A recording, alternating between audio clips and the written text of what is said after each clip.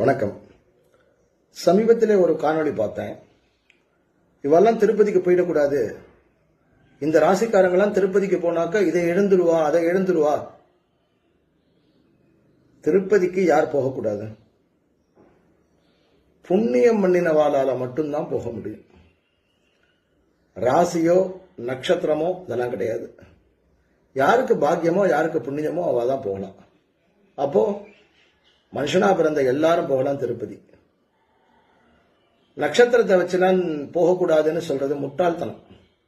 அது ஒரு வைப்ரேஷன் இவாளுக்கு ஒத்துக்காது. இவாளோட வைப்ரேஷன் அல்பத்தனமா 100 வருஷம் கூட உயிரோட இல்லாத ஒரு மனுஷன் எப்படி சிக்ரனைஸ் ஆவான் தெய்வத்தோட எனக்கு புரியல. அந்த தெய்வ சக்தியினால தாங்க முடியாதான். எவ்வளவு முட்டாள்தனம். அந்த தெய்வ சக்தியினாலதான் இந்த இடத்துக்கே ஒரு ஆற்றல் வருது. புரியுதா? அதனால தயவு செய்து இது போன்று இருக்கக்கூடிய தவறான பதிவுகள் எல்லாம் கேட்காதீங்க. அது போன்ற ஜோதிடர்களை தயவு செய்து தவிருங்கள். இது போன்று சொல்லுபவருக்கே மகா பாவம். அதனால திருப்பதிக்கு எல்லாரும் போகலாம், எல்லாரும் திருப்பதி பெருமாளை சேவிக்கலாம். எல்லாருக்கும் அனுகிரகம் என்றார் பெருமாள் மகாதேவ்.